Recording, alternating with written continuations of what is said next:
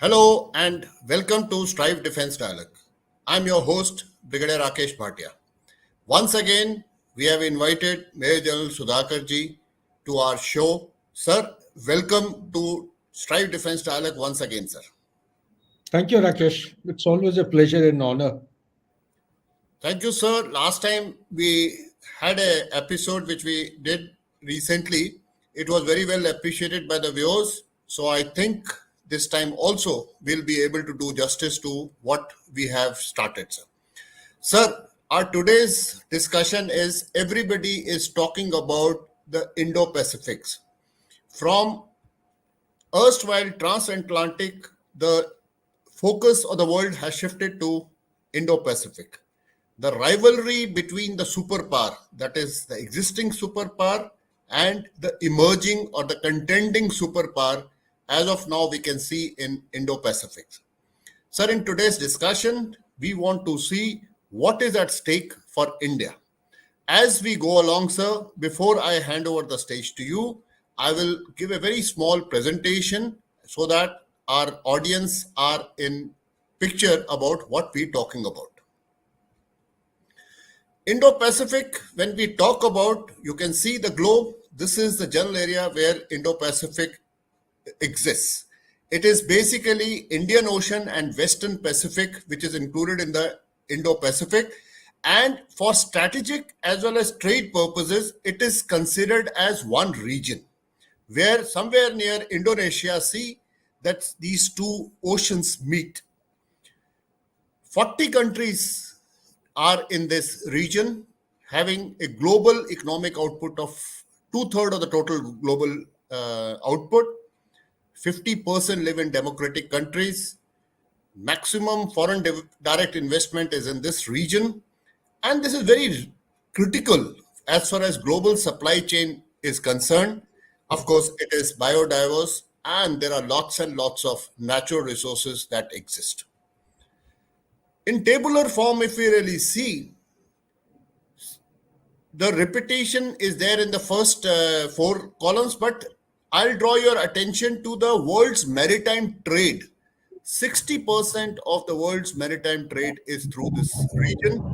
As far as US is concerned, it is $5 trillion, 64% of China, 42% of Japan, and 55% out of the total 70% maritime trade of India is through South China Sea. Again, representation of same Indo-Pacific region. Now, these are the various major sea routes which exist. As you can see, there are a number of choke points that have been marked. I'll request you, sir, to please mention few major choke points like Strait of Malacca. These are the, this is how Strait of Malacca looks like. You can actually see through a very narrow channel, all the shipping which is entering into South China Sea has to pass through this Strait of Malacca. Also pay attention to Andaman Sea that exists because of Andaman Sea, India can actually play havoc with Chinese, both merchant as well as naval ships. Now, interestingly, China is so concerned about this region that it is actually blocked into the region, and US rivalry is there, because of which they have created 5 chains of island. Sir, eventually, time permitting, I'll request you to give us about how exactly the US-China rivalry is playing and what are these defensive chain lines that we are talking about. Sir, the stage is yours. My first question to you is, sir, like I mentioned, there are strategic interests and there are trade interests. Please briefly tell our viewers what exactly are these, and then subsequently we'll talk about the US, China, and India's interest in it. Over to you, sir. Okay, Rakesh, very good evening and thank you for getting me to your show once again in a very short time period.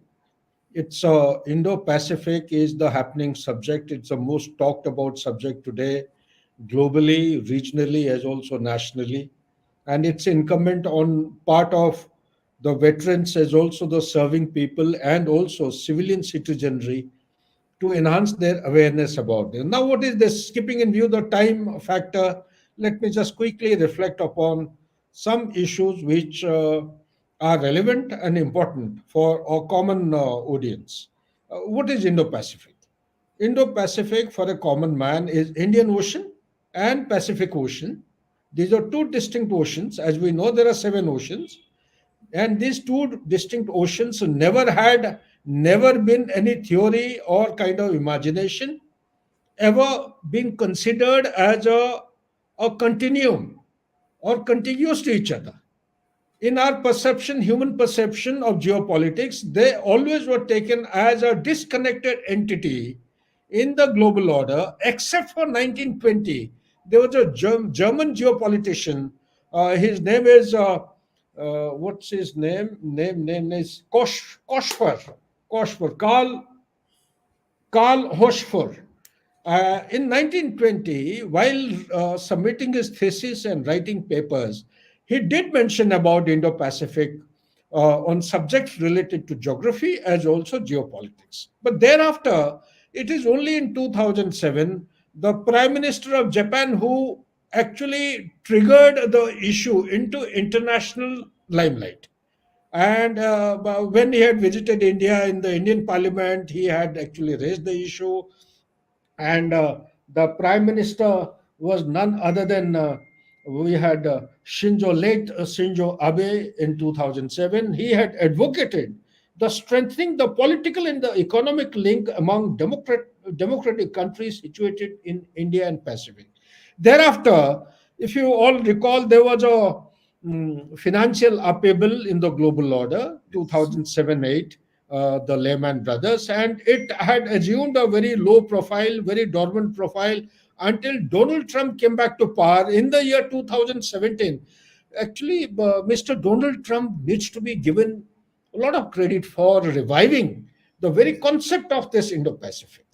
So it is after that the Indo-Pacific has assumed importance. Now, why is it important? You have already highlighted certain aspects, but majorly I would say this is such a stretch of oceanic bodies which has got important continents such as America, you have Australia, you have Asia and Africa.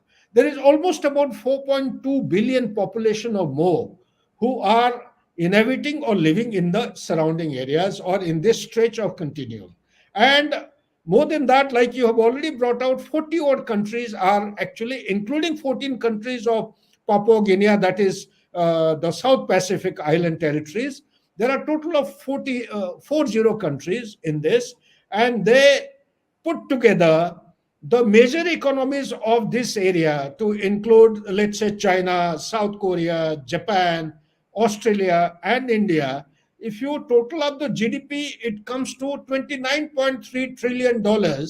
And vis-a-vis, if you compare with the European Union, they have got 27 countries and their GDP is just about 17.2 to 17.3 trillion dollar. That is the enormity of the economy. So therefore, there are two issues like Rakesh has already alluded to: the geostrategic importance, the strategic issues, and the economic issue. So there, from 2007, the disconnectedness of these two oceans were given in the mental impression there was a continuity, and the perception of the world order started changing. Why? It started changing because of numerous issues. One, the 21st century, it is not the beginning of 21st century, or I would say it is the late 1980s, when it came to light that the gradually the economic center of excellence or the center of gravity of the global economy was gradually shifting. Like after industrial revolution, it had shifted to UK, Britain, thereafter to USA, and it was realized that gradually it was shifting towards Asia. In Asia, China was the central factor where the manufacturing hub of the world had gradually shifted. Rather, it had been given on a platter to China. But by and by, along with China, the other countries like Japan, South Korea, India also came into Indonesia. These were the big countries, big economies, which converged. But and the sir, productivity. I would like to intervene here. China opened up the market somewhere around 75, 76 with Deng Xiaoping's. Yeah, I think 79, 79. Yeah. 79. India opened up in 90.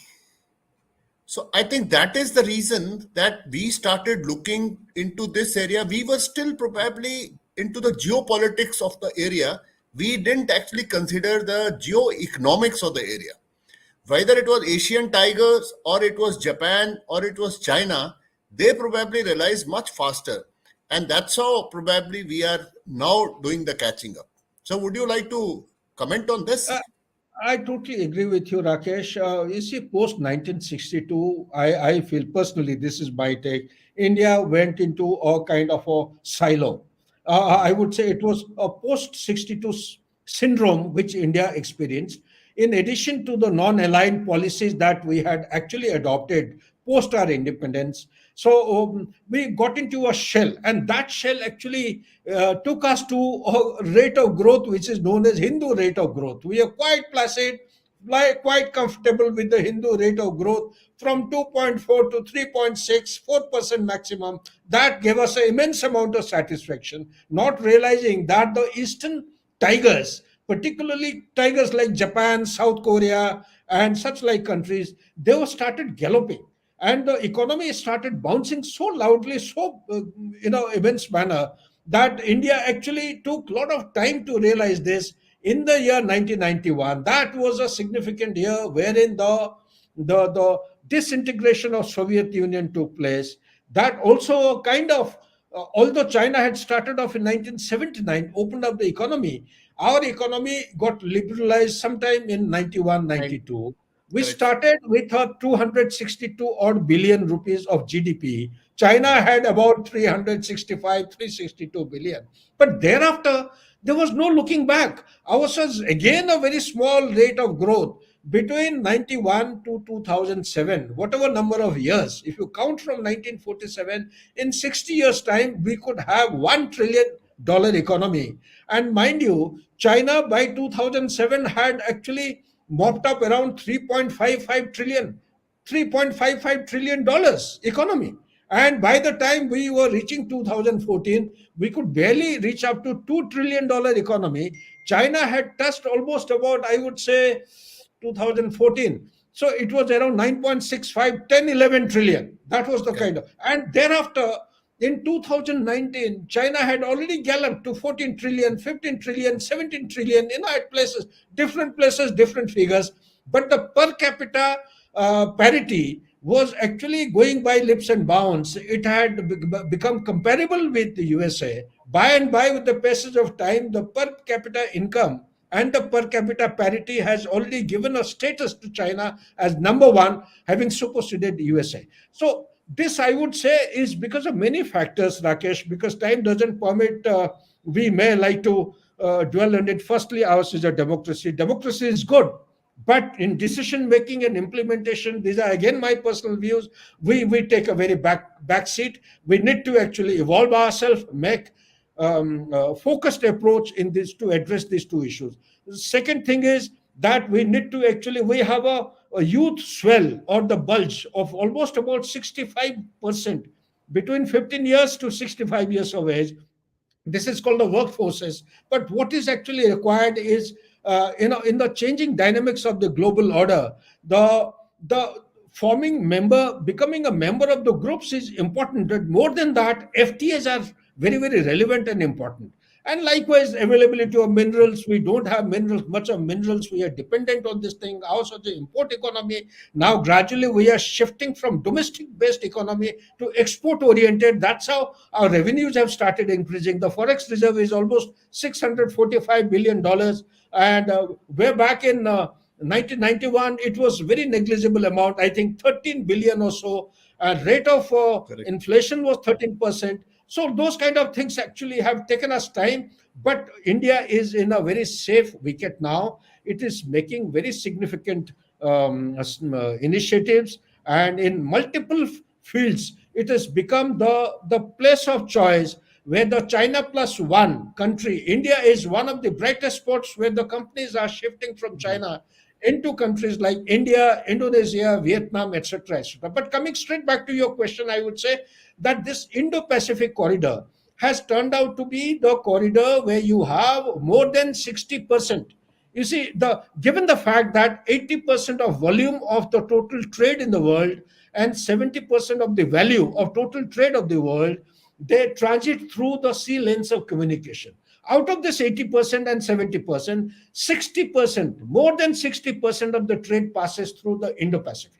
This has to be understood. If it is more than 60%, America has got 14%, China has got 64%, Japan has got Correct. 42%. Likewise, Taiwan has got almost close to 22 to 23%. Between the South China Sea or Taiwan Strait, we have 22 to 33% of the total global Yes. trade passing through. So that makes this particular corridor very significant and important. Hence, the security and some kind of insurance has to be actually sought by the parties who are the stakeholders. If the trade has to go out and come in, export and import has to be conducted smoothly. Therefore, this corridor assumes importance. Back to you, Rakesh. Sir, in the meantime, while you were discussing, I have just pulled out India versus China GDP starting from 1980. I would like you to comment. This is what you were saying, sir. Starting from 1980, India's PPP as well as nominal GDP and Chinese was almost the same. And Yeah, look, yeah, this is yeah. only till 2014 at the earliest that I could get. Look at the difference in the graph that has happened. So it was actually the appreciation or shifting of the focus from geopolitical priorities to geoeconomic priorities, which probably China realized and we were late to bloom. Absolutely. Rakesh, this is a very important highlight you are sharing with the audience. You see, if I tell the people that China is the largest producer of steel in the world today, almost about 55 to 56% of steel is produced by China. The whole world is dependent on China. Same is the chemical ingredient for the pharmaceutical, the medicines, or the cement, or you talk about 97% of the minerals in the world are controlled, regulated by China. You see, there are certain minerals, metals, without which you cannot make your stealth aircraft, without which you cannot make your missiles, without which you cannot go in for a very upgraded high-end status of the semiconductors. So therefore, you have to be dependent on China. And if you try out any kind of trade war, China has got a greater advantage of leveraging the advantages that it has in its favor, whether it is the minerals or it is the supply export, because the whole world is dependent. China, the trade surplus is in favor of China as on today. So it goes without saying that it is the economy which is rising despite all challenges and pitfalls. It will continue to rise because more the money. You see our statistics of India. It took 60 years to become 1 trillion, Mm, and within 7 years it doubled up, and correct. within say 4 years or so or 5 years it has become 3.75, 5 6 years. So like more the money, faster is the multiplication. So Correct. same thing is Absolutely. in the case of China. And China also has got the advantage of being the manufacturing hub, and it's being a communist nation state. Its discipline is there. There is a decision making is faster, implementation is faster, and only handicap I would say is the export oriented kind of economy, which is going to pose a very serious challenge on the Mm. sustainability of the economic growth in times ahead. Back to you, Rakesh. Sir, very well explained. Now, again, importance of South China Sea, sir, because when we talk about Indo-Pacific, there are two major things that we have to talk. We have to talk about the choke points, and we have to talk about what is happening in South China Seas. Now, Vietnam and Philippines, they are the one who have stood up to China's bully, if I may use the words. And India has given BrahMos to both the countries. On the other hand, India has joined Quad along with Japan, US, and Australia. But yet another uh, forum has been created, which we are calling the AUKUS. Now, AUKUS probably, correct me, sir, if I'm wrong, is has got more military orientation, whereas Quad is apparently only for helping each other, humanitarian aid, economic cooperation. We have not sent our ships and all for patrolling purposes, which the AUKUS nations are sending. So, is it that we are moving too cautiously? While on one side we are giving BrahMos to the countries which are standing up to China, we are not joined AUKUS, but we are part of Quad. How do you view all these? I won't say contradictions, but approach of India's.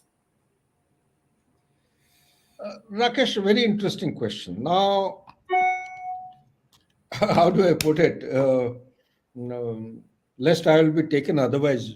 Beggars cannot be choosers. Let me put it this way in a very humble expression. Okay, it could have been better. Do pardon my English. Uh, you see, to become a member of the AUKUS, it is neither your choice, my choice. It is the choice and the discretion of the superpower. It is he who decides who will be the member. Just see, take your mind back to the agreement which Australia and France had about the submarines, the diesel-driven submarines. That was suspended, and in no time there was an agreement between USA and, if you recall, there was a meeting on 13th of September, 13th of Correct. March. We're back in San Francisco, if I'm not wrong, and this meeting was taking place in California between all the three leaders: Rishi Sunak, you had Anthony Albanese, you had Joe Biden, leaders of Australia, UK, and USA. They appeared in front of USS Missouri, a Virginia-class nuclear-powered attack submarine in San Diego, California, to unveil the AUKUS agreement. Now, there is one line which I wish to highlight. The three countries had announced a security alliance in September 2021, and in 18 months' time, they sat down to thrash out the nuts and bolts of the whole thing and the strongest possible position to navigate. Basically, the aim was to navigate the challenge of today and tomorrow. And what did they achieve in this? They achieved a lot of, like, for example, USA as on today, if I respect my memory, has got 50 nuclear powered submarines. They're planning to push it up to a figure of 66 in next foreseeable future, and Australia doesn't have any nuclear powered submarine. So with this particular deal, the nuclear powered submarine, not nuclear armed submarine, but powered submarine will be given by 2030-32. And the cost factor, what am I trying to highlight is that in 2022, USA has gone out formally in a document, in the national security strategy document, that China is the number one enemy. And in They order have to stated. contain Sir, China, incidentally, I will just add. Today there was a very nice survey I read. I am forgetting the name of the institution. 40% of the US nationals who were asked this question, who's your number one enemy, have said China's. This is as late as today's reports. oh, Back to excellent, you, sir. excellent. I'm happy. I'm happy. At least the people of US have started calling China as the number one enemy, because uh, when I went to my son's place about 3 years back, or say 5 years back, there are 5 to 6 items made in China in his room. But when I went to his place 3 years back or 2 years back, I found the number of items in his room or the house had increased to 7 to 8. And when I went last year to his house, he had more than 10 items. More than 10. So, what I'm अभी trying to indicate, the dependency of China ने China. US ने TikTok भी बंद कर दिया sir हमारी तरह. So it is too late. They're following the footsteps of India. It's great. Yeah. But what I'm trying to say is, no matter what you do today, you see in Mexico, they have the changeover of equipment. They carry out the monogram swapping. The products are taken from China. They are assembled in Mexico, and they change the brand name, and thereafter they're supplied into USA. So the names may be different, but the products are, they continue to come from China. So therefore, the trade imbalance which has taken place, which is putting US in a big challenging position today, will continue to widen. The gap will continue to widen despite all measures, all kinds of restrictions, all kinds of sanctions which are being imposed against China, because China, those golden years of 40 years of outsourcing, having outsourced everything to China, They have actually, taken the best technology from USA, best Yes. knowledge and wisdom from USA, and there Correct. is it very difficult to decouple in shortest possible time or diversify and de-risk from China. But what is of relevance, Rakesh, is that today it is why Indo-Pacific is important. Indo-Pacific is important today. It is not because of Quad or AUKUS or I2U2. Indo-Pacific is important because the fundamental requirement of freedom of navigation, free and open seas, they call it, Yes. of Indo-Pacific, A4IP in short, is Hmm. being challenged. In the Yes. year 2012 and 13, it is Philippines which had actually filed a case in the International Court of Arbitration, if I remember, in Hague. Correct. And the judgment came in 2016 because China was not allowing to all the littoral states in South China Sea, China was asserting its dominance as per the not 9 dash line, 11 dash. Our viewers may not be knowing, way back in 1947, China had pulled out a map. That map had 11 dashes. Slowly, because of some negotiation with Vietnam, there is a coastal area in Vietnam, I'm forgetting, they had brought down these 11 dashes to 9 dashes.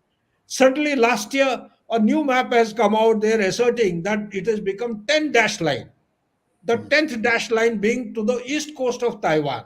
So that Yeah. means Taiwan is a part and parcel as per the one China policy. They are asserting the claim over Taiwan as well. So because of this, the freedom of navigation, uh, mindful of the fact, the kind of And trade and and and sir, let's not forget the ADIZ also, which they had laid in this yes, South yes, China Sea. yes. In Sekanku, in Air South Air China defense Sea, identification zones.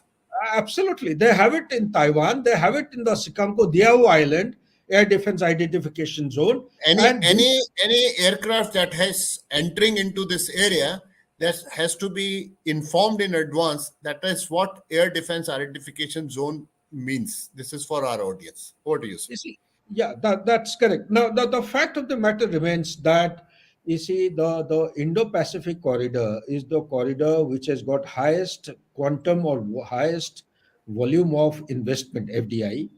Also, Yes. this is the corridor where you have the highest percentage of supply chain of the semiconductors. Hmm. This is the corridor where it produces maximum quantum of electronics, high-end Yes. kind of electronics. Rare earth metals, sir. Rare earth, like in the last show, you had used an expression that everything in the new normal or 21st century is being weaponized. Weaponization of everything, sir. Rare earth has been weaponized, and so what it coming to is that there is a need. If there is a need to contain and compete with China, or to diversify or de-risk or decouple, whatever expression is used, that is, our reduce our dependency on China, then there are multiple measures which have to be adopted. It is not only the military measure. These are all like the choke points you have given out, whether it is the Strait of Hormuz, or you talk about the 9-degree channel between the Minicoy Island and that of Maldives, or you talk about 6-degree channel coming south of Sri Lanka, or the 10-degree channel passing through our Andaman Nicobar Island, through the Malacca Strait, and through all these places. There are total of 9 important choke points in the Indian Ocean region, and these 9 choke points, which have been going on since the British undivided India, and they had selected these points. They had actually had military component so as to respond to critical situations whenever there was a threat of piracy or otherwise, to the safe movement of the trade, cargo, etc., etc., etc. This is basically to keep the sea lanes of communication free and open and without any interference from any kind of threat. So Sir, these choke points, here I would request you to also say that this jutting out of peninsular India, now if you just look at this map, all maximum choke points are within our naval range, sir. Now, absolutely. so this is the importance because of which no navy eh, can operate here without cooperation from the biggest navy in the region, which is Indian Navy, sir. That brings me, Rakesh, it's a very relevant cue or the lead you are giving me. You see, the size of Indian Ocean must be understood by our viewers. The size of Indian Ocean from east coast of Africa till the western part of Australia is around 9,600 kilometers, and the north-south dimension, that is from Antarctica down south to West Bengal, is approximately 7,600 kilometers. This is the kind of size of the Indian Ocean. We are talking about Indo-Pacific. So Indo-Pacific is divided into three very distinct entities. You have a Eastern Pacific. It is leaning or biased towards Hawaii Island, towards the west coast of America. You have a central component which comprises of South China Sea and the surrounding littoral states. You have Philippines, you have Vietnam, and such like countries. You have down below Malaysia, Indonesia, etc., etc. You have Brunei, and also some part of your Sumatra, northeastern part of Sumatra, and you have western Indo-Pacific towards the Arabian and the Indian Ocean. So these are three circles, just for ease of understanding. Amongst these three circles, the sea lanes of communication, they start in geopolitical study. We generally take a start point from Persian Gulf to Malacca Strait. It's a distance of around 5,325 kilometers. Ships take around 7 days time to navigate this particular area or traverse this area. From Malacca Strait to go to the east coast of China, it takes another 7 days.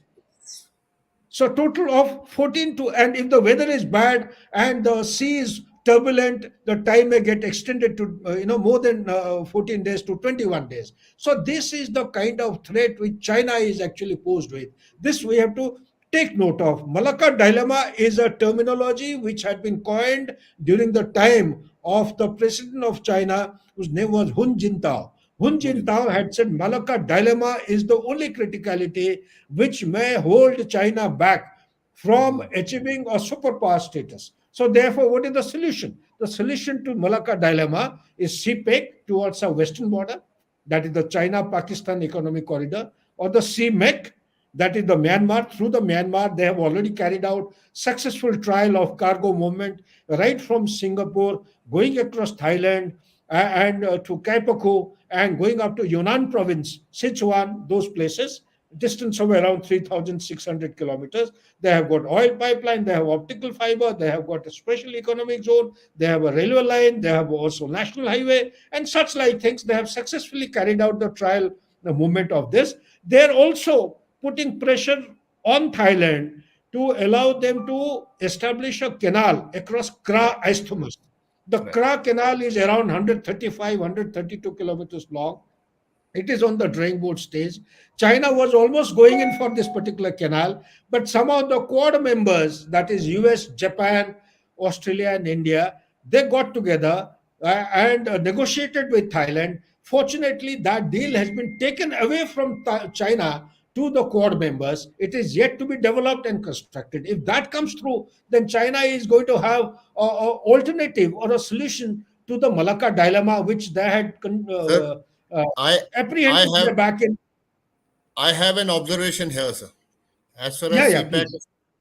as far as CPAC is concerned, it's a no-go, sir. With the Okay. type of Well, situation that is there today, yesterday there was a blast in Gwadar itself. So yeah, but Rakesh, in international relations and geopolitics, nothing is constant, because things are rapidly evolving and changing. correct. What is dangerous today may turn out to be peaceful and normal tomorrow. So one really can't say and predict anything with surety or But guarantee. now it Yes, seems that China is also slowly pulling out his hand from CPAC. They have realized that it is a no-go, sir. on the contrary, I have got reports, very, uh, I would say, not classified, very reliable reports and credible reports that they are going absolutely hammer and tong and putting in their best effort, mobilizing the resources discreetly and incrementally to make this flagship. It is a question of the prestige, the image of the very man, Jin Jinping. His existence is in very question. He has not produced anything worthwhile during his tenure as president and chairman of CPC, whereas he's comparing himself with Mao Zedong. And look Correct. at the other leadership. During their time, they have been able to do many things, So they were annex they were Hong they were Kong, quite Marshall Islands. they, whether it was Yang Zemin, sir, or it was Hu Jintao, Who's they in were correct? quieter type of people, but there is a very interesting book by, I think, Mr. Vijay Gokhale, which talks about after Tiananmen, how exactly China has, and he says that okay, we may talk about Mao and we may talk about Xi Jinping today, but what has happened in between these two was most significant.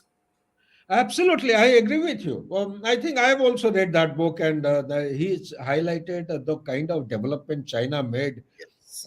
during Deng Xiaoping and followed by the leadership up to Xiang and 2012. Hu Jintao. Up to 2012, these are the Absolutely. significant milestones which China should be feeling proud of and should boast its Actually, sir, it capability. is there is a lot to learn from for us also.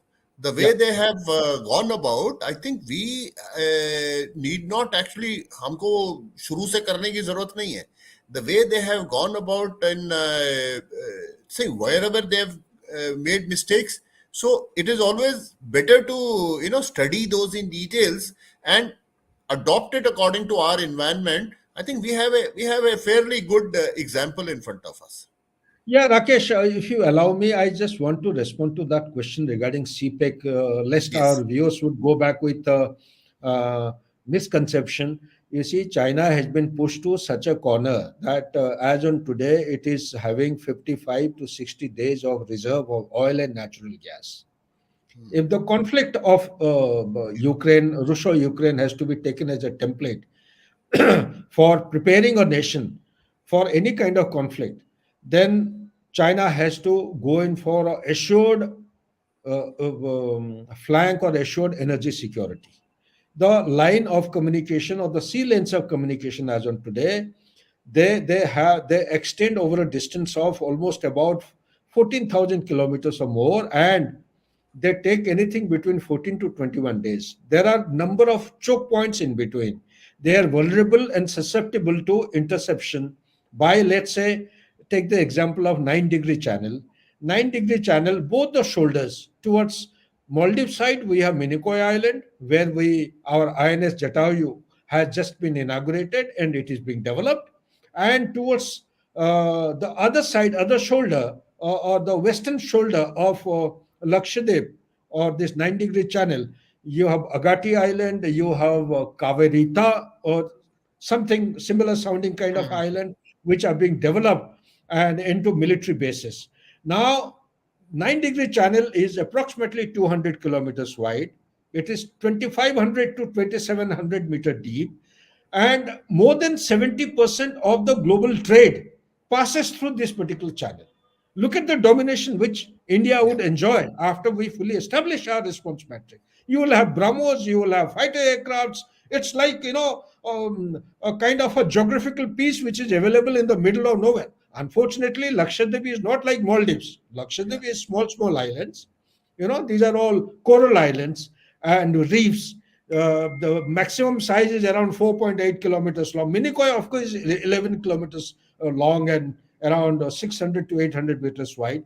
So these kind of bottlenecks can actually impede the smooth flow of energy or provide energy security to China. Same in the case with look at our 10-degree channel in the passing through the Andaman or the Sumatra, or let's say the Malacca Strait. In Indonesia, we have the Sabang Island. Singapore, we have Hangi Island, where the logistic support can be provided to India. We have agreement with them. We have a airstrip in Philippines, which has been bought or taken on lease for $800 million. We have provided BrahMos to Vietnam, BrahMos to Philippines, and on our request, there are almost about 6 submarines of Russia which are available Yeah. to Vietnam. They are operating in that area of exclusive economic zone. So this is how it is becoming very challenging for China. Therefore, China is looking for a corridor, and in the given circumstances, although a common man like us, you and me, will always think that CPEC is a no go, he has got no other choice but to actually put in its full might to make CPEC successful, and also bifurcate CPEC from Peshawar side. From Rawalpindi is the junction, then goes through Peshawar, then cuts across Duran line, goes to Kabul. You've been to Afghanistan yourself, you know it. And from Kabul, there is a copper factory, Aini, that I know. mine. Through that, it goes to Turkmenistan. China's aim is to harvest the natural gas. This is the largest deposit of natural gas available in the world, Turkmenistan. cheap and smooth flow of the gas, natural gas from Turkmenistan coming and aligning itself with the CPEC through the pipeline and coming up to Kashgar and thereafter getting distributed from Kashgar to the mainland. The distance between Kashgar to the eastern flank varies between 2,700 to 4,000 kilometers.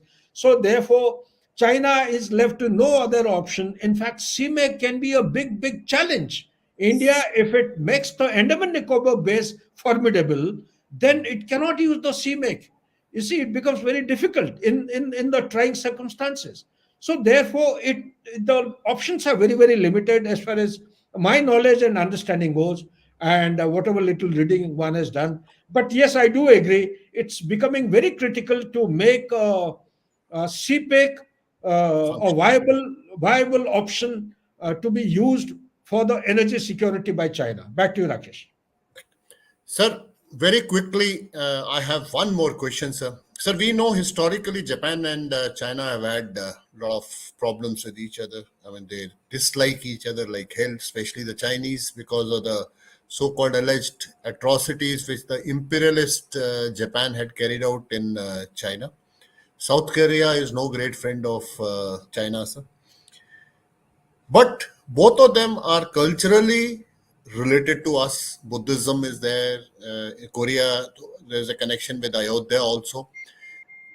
Do you agree that recently the enhanced engagement with Japan and Korea and with rest of the Asian country? After all, we've had historical ties with Indonesia, with Malaysia, Singapore. We have sufficient diaspora also there.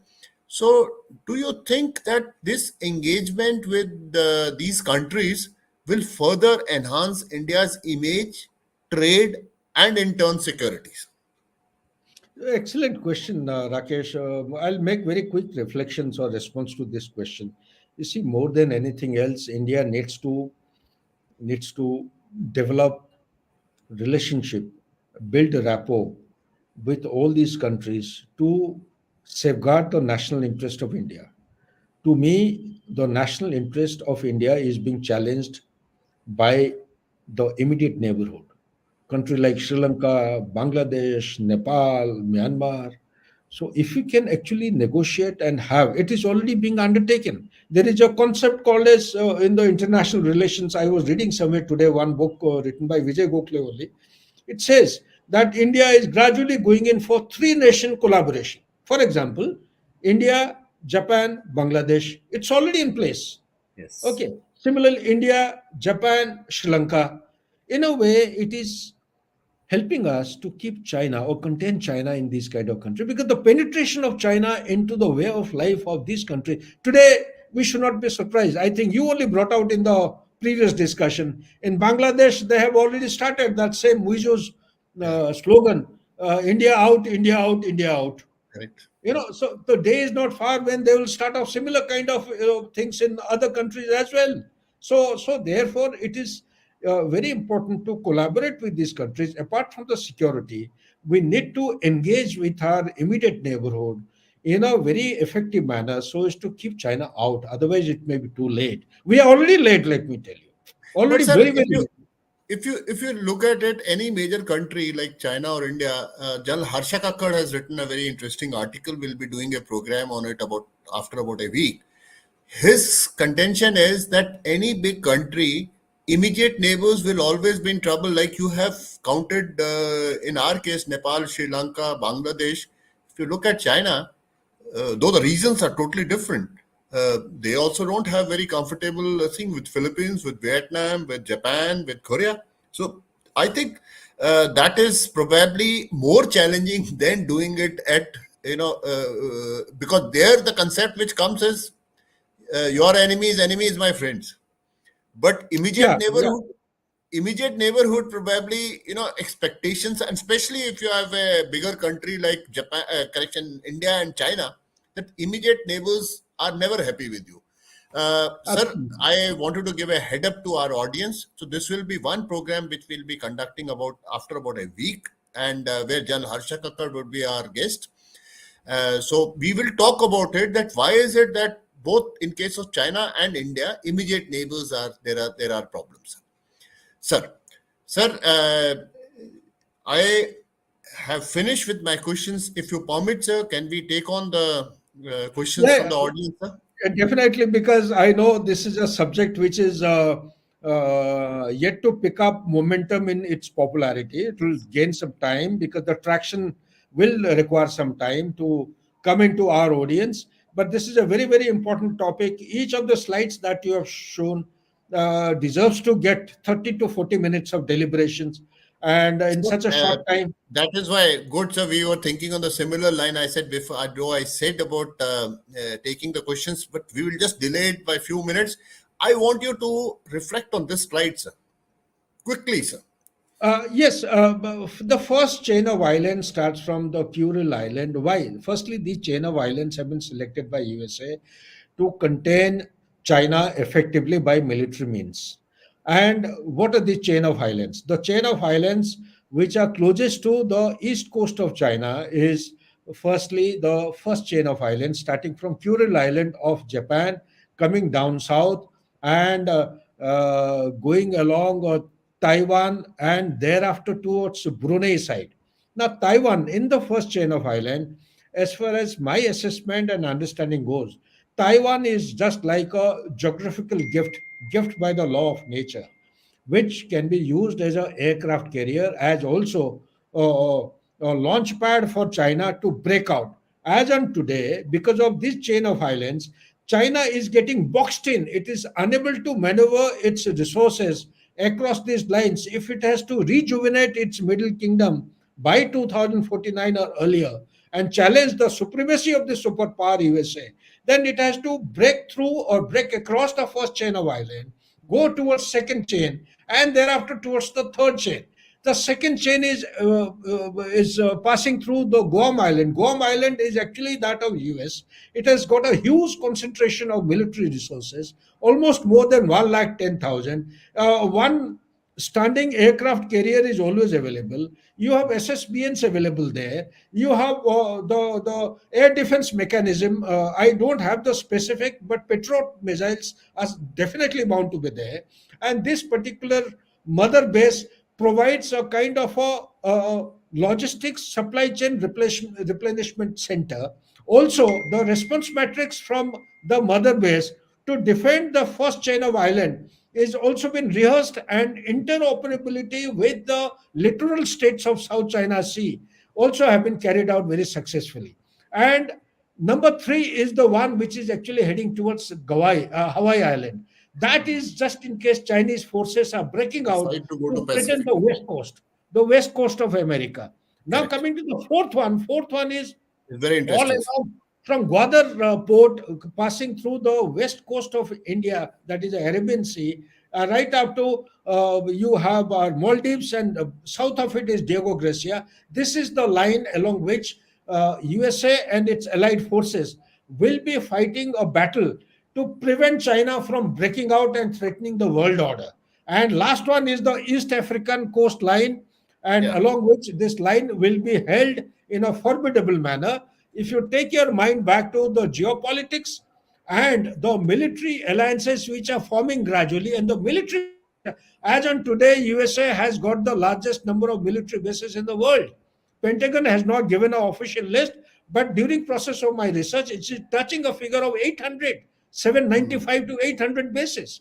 So in Correct. the Indian Ocean itself, USA is already determined to increase its number of bases. It does not know how many are going to be, but it's going to put lots of money, increase the number of bases, make these defensive lines or these island chains as formidable as possible so as to contain China effectively, contest or compete with China, and finally be prepared for any kind of contestation or rivalry, even if it assumes the profile of confrontation or any kind of conflict in times ahead. Back to you, Rakesh.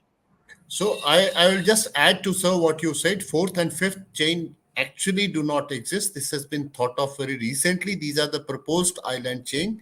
What concerns us the most is the fourth island chain, where actually by placing troops there, they are uh, disrupting Chinese in case Gwadar port is militarized and Chinese navy comes to Gwadar or to Hambantota. So this is basically to disrupt Chinese efforts in these two places.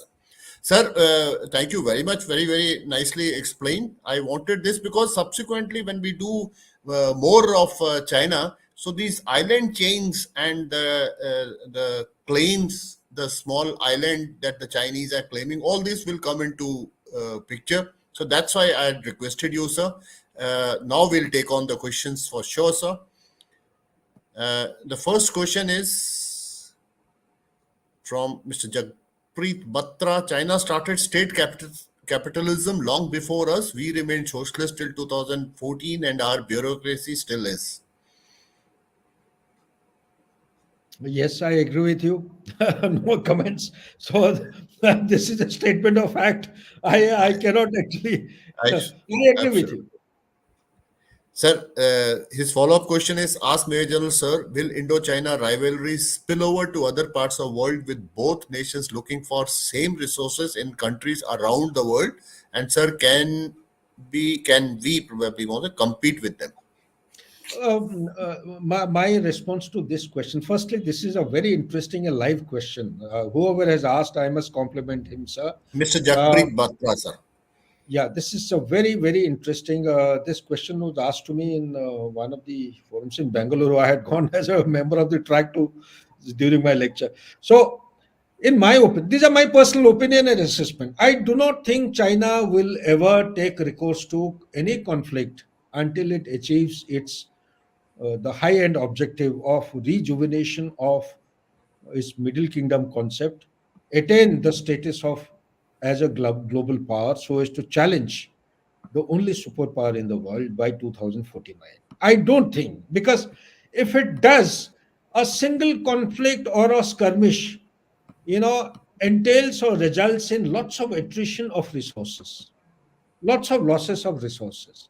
Yes, it would do in a situation only when it is parallel to what it had in 1962. In 1962, you had a great leap forward, if I remember correctly. They had lots of losses of lives because Correct, of sir. famine. In fact, That's the I PLA, was PLA, PLA yeah, decline started from that, sir. that only. They want to divert attention of the internal instability towards the Correct. border. Then possibly they may take recourse to this, but it will be at a very heavy cost. India is not. You see, China is very, very wary of many things. Look at the piracy. Don't look at the anti-piracy activity taking place in Red Sea or close to Red Sea just as a gimmick by India. It is a demonstration of our capability. Indian Yes. Navy is to be given a pat.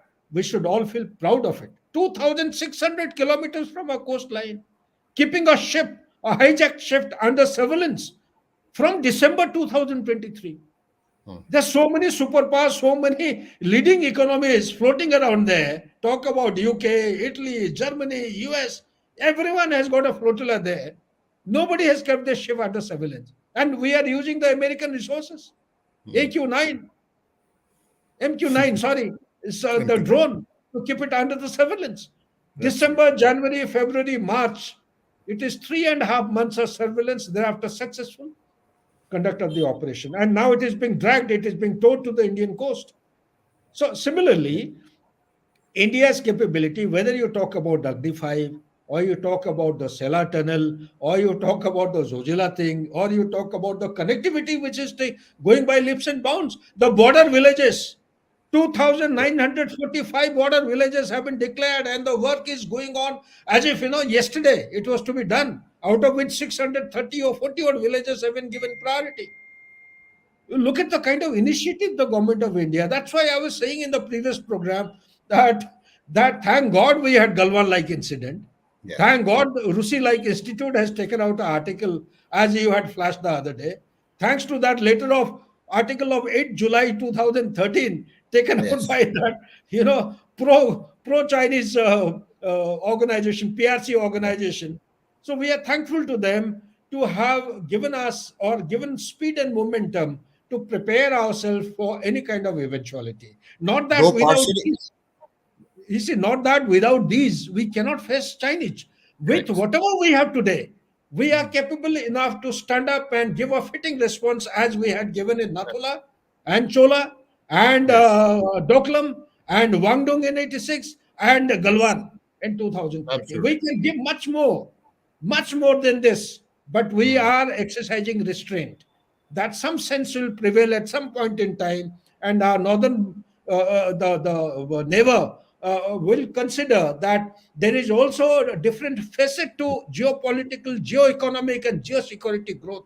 It is not by suppressing or subduing the neighbor that you achieve your global status of rejuvenating the Middle Kingdom by 2049. Thanks, Rakesh. Next. Sir, partially you have answered, but this is a very interesting question from Mr. JBJP. Ask General Ji sir, if PM Modi ji watches your two episodes on China, then assuming Modi ji is our PM till 2029 from 24 to 29, question, what will be your message to Modi ji? Sandesh sir, kya hoga for Modi ji?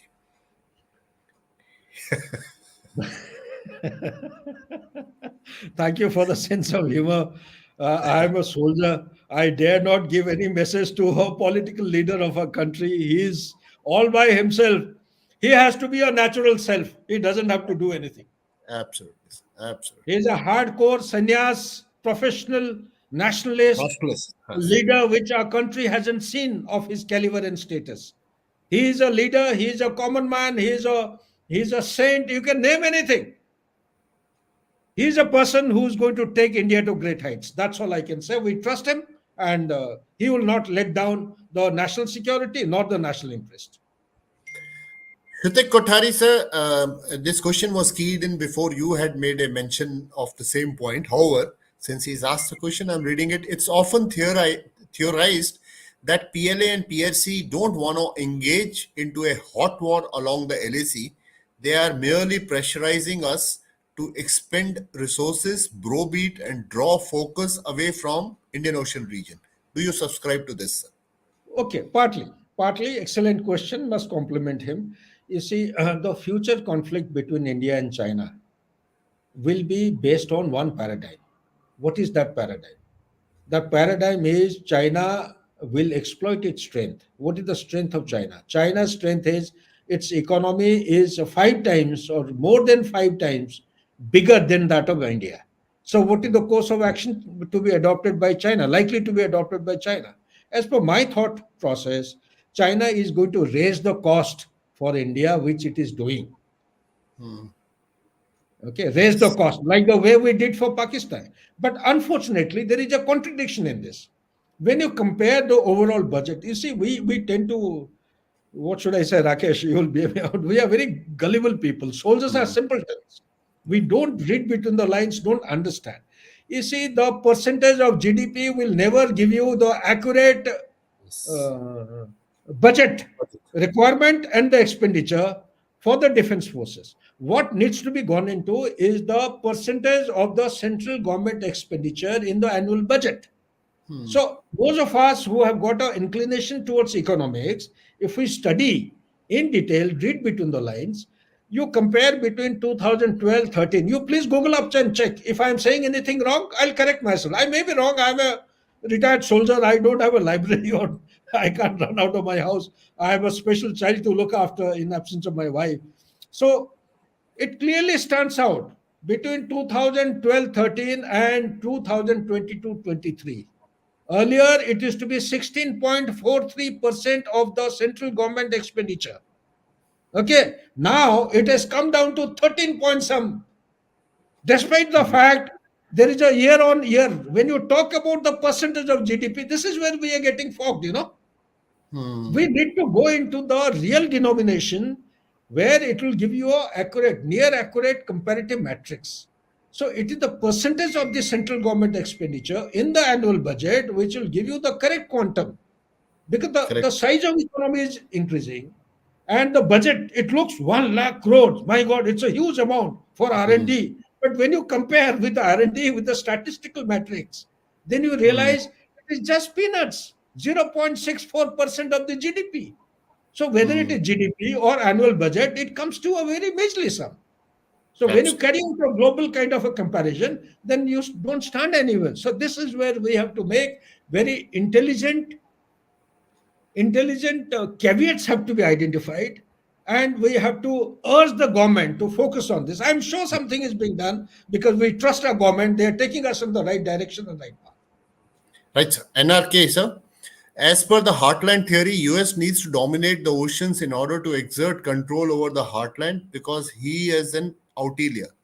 Should we allow him to exert pressure in IOR, Indian Ocean region? Can it backfire? Uh, Excellent. Whoever has asked, he knows geopolitics pretty well. I must say, compliment him.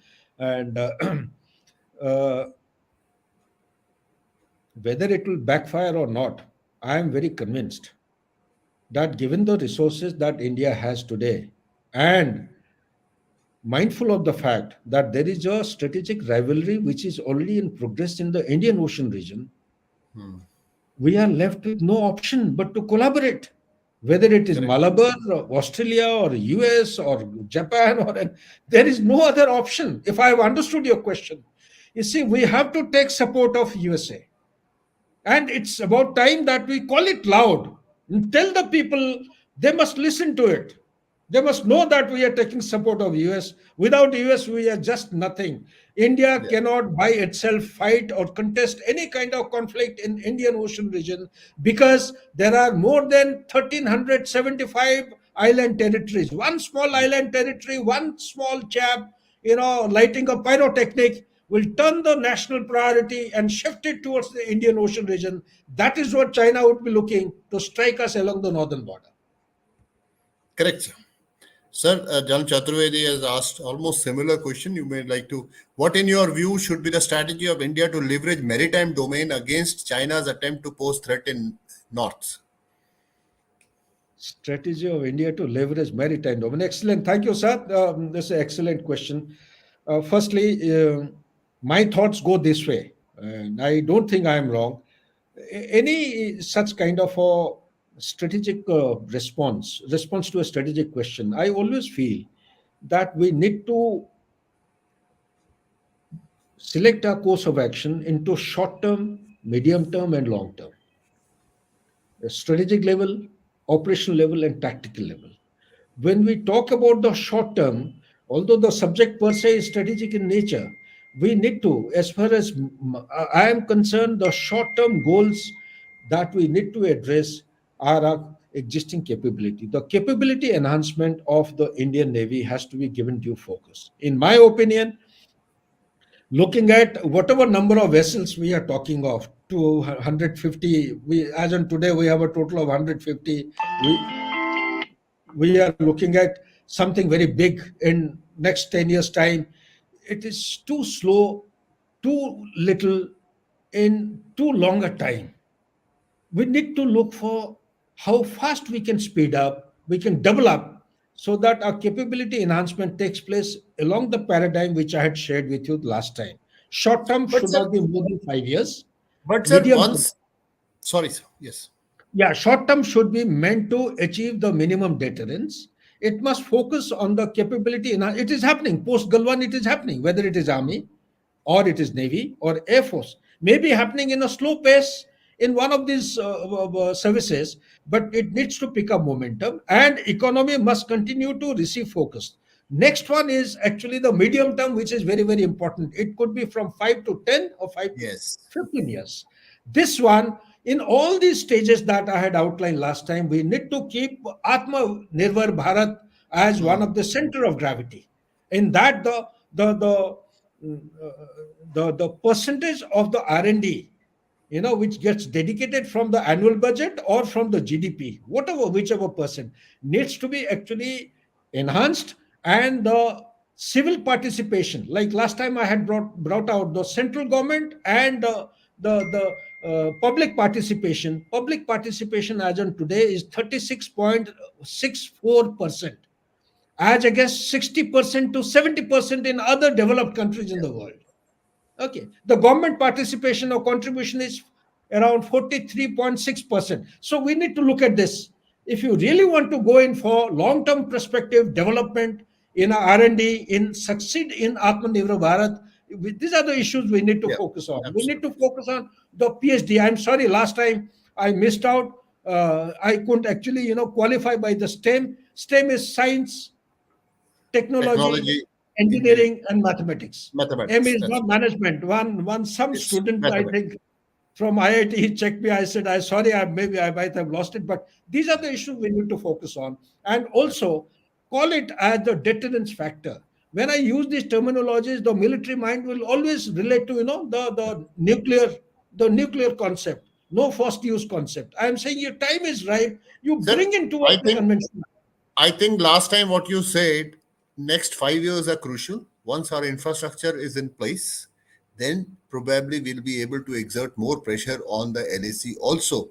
And slowly with Atmanirbhar Bharat and the way we are looking at our navy coming up in a big way, I think both places will be balancing out the thing, and then there will be no leverage which the Chinese can have. Probably now they are not settling down the border because so that they can, as and when they want to create trouble for you, they can do so. But once our infrastructure is in place, and like you very rightly said, n- nuclear deterrence is something which may not be used ever. But yes, infrastructure and capability demonstration, capacity building, these things will definitely be taken note of, and in any case will serve as a bigger deterrence than anything else. Rakesh, if you allow me, because General Chaturvedi's question is a very deep meaning question, let me just respond it if I can. Being a student, you see, which are the vulnerability of China? As far as I am concerned, the maritime vulnerabilities is the underbelly of China lies in Vietnam, lies in Philippines, lies in you call it which are the other places, Brunei. All these countries who are messed up in the South China Sea conflict against Yes, China, these are the countries, if we can collaborate with, we are already doing. we're doing it. We have started collaborating with Philippines, with Vietnam, with Indonesia, all such countries. We need to do even more. We need to collaborate with Singapore. We need to collaborate with Indonesia far more than what we are doing today. We need to. Okay, let me also kill one point here. You see, the Southeast Asian nations, there are 10 plus 1, 11 countries, including East Timor. As on today, despite the fact we have FTA, we have free trade agreement with the country. Do you know that the trade surplus is in favor of ASEAN countries? $45 Yes. billion dollars. Yeah. We need to do something. Maybe we need to strengthen the FTA with the Asian countries, need to collaborate with them, because this forms a kind of a fulcrum along which we can actually, leverage and make formidable response matrix to strike China's vulnerability. Also, the Andaman Nicobar base, it needs to be actually addressed in a more significant and a speedier manner.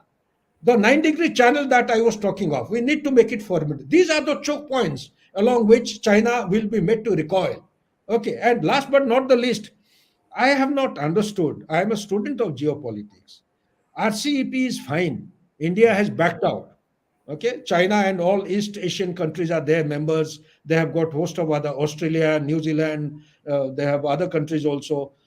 But why is India not becoming a member of CP, that is comprehensive, progressive, trans-Pacific, partnership? In that you have Chile, you have Canada, you got Mexico, you have Malaysia, you got Thailand. You see, if we do not become a member of these, then we are losing out on terms Yeah. of the FTA. These are big, you get the tariff-free kind of a product coming from all these countries. You have access right up to Latin America. I hope some think tank is thinking about this in the South Bloc, or the Mandarins are actually activating the cell. So the way to leverage this and to strike China at the vulnerable point will be the South China Sea, in my opinion, will be the Malacca Strait, will be the 9-degree channel. And these are the thought process coming to my mind. Last but not the least, it's about time for the future generation. Let's start making noise as far as Mm. the Cuckoo's Island is concerned. At some point in time, Cuckoo's Island actually belonged to India. Yeah. Even if it doesn't come back, make it a talking point. Yeah. Let people talk about this. Yeah, Yeah. let people talk about, how do you make a Myanmar present situation turn favorable to India? Yeah.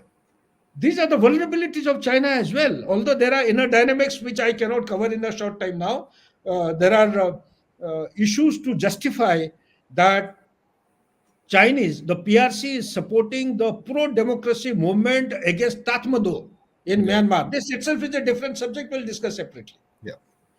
Sir, Colonel Jitendra Chauhan has said future wars are the focus is shifting from land war to air and sea.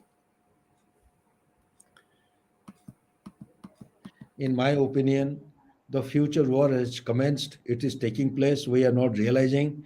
The Stripe channel, जब भी कोई show करता है, there is a Chinese guy in the guise of Pakistani name, looking like a female. He or she makes you and me address her as ma'am. So such like people are already listening. There are cyber attacks taking place. I am sure your channel will be subjected to phishing attack. There are electromagnetic, attacks taking place. We don't even know about this. There are autonomous platforms which are activated. We are very peaceful, gullible people. We love peace. We live harmony. What is moving over our head, we don't get to know. Maybe inside our country, there are islands of resistance which have been created. We need to be very mindful of these kind of things. It can happen. The kind of diversity that we have, the kind of fault lines, socio-economic fault lines we have, we don't know what our neighbor is up to against us, whether is in favor or it is against us. So we need to be prepared. But I do agree with the point that you are giving. Future war is not going to be air and sea alone. Yeah, It may absolutely. shift from land, but ultimately the victory is always measured by the feet. No? Absolutely. Unless you see, Russia has done a very wise thing.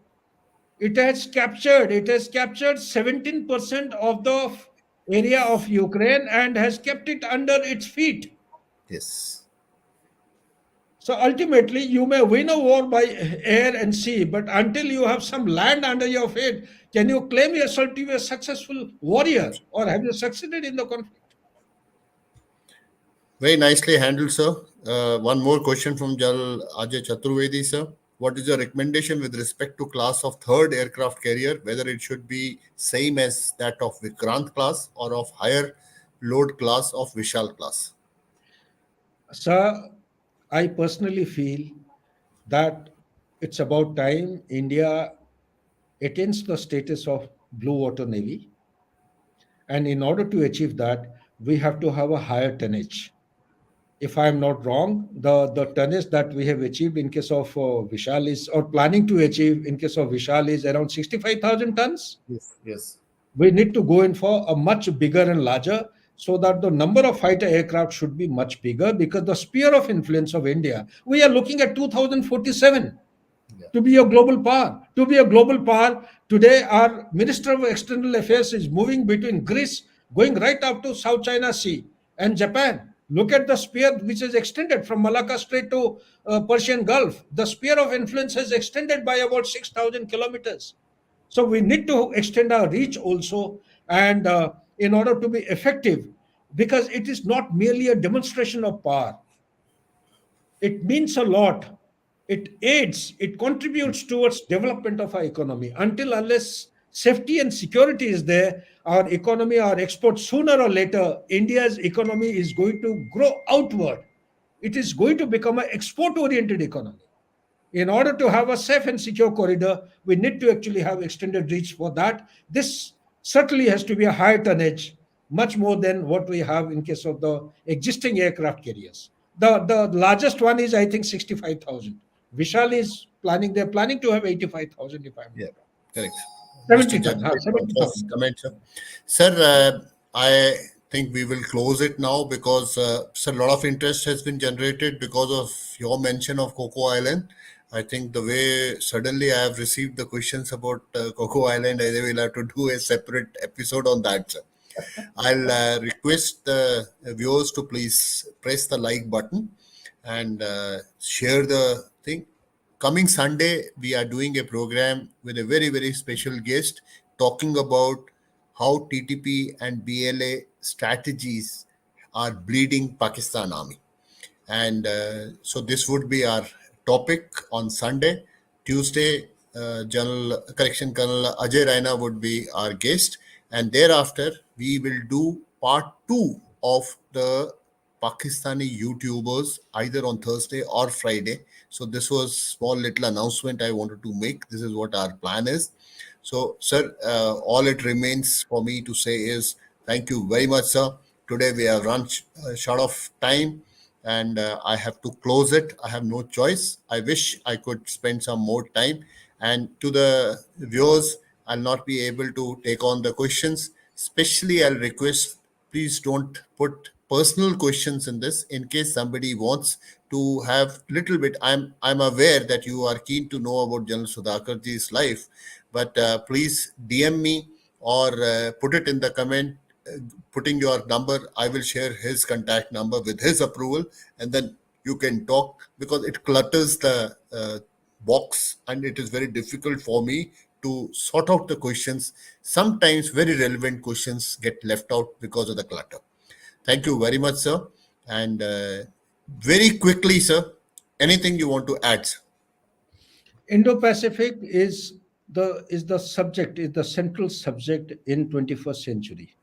It will continue to occupy the center stage in the geopolitics, geoeconomics, and geosecurity.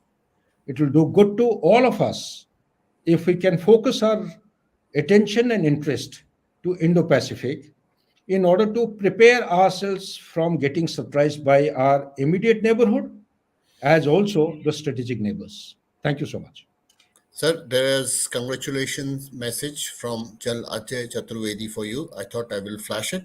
And our future plans I have listed out. I'll request all those who are hearing it now or would watch our episode later to please spread a word. Sunday, Tuesday, and Friday, I've already mentioned about the subjects. Thank you very much, sir. And thank you, viewers. Thank you, Good sir. night and Jai Hind, sir. Thank you so much, sir. Thank you, sir.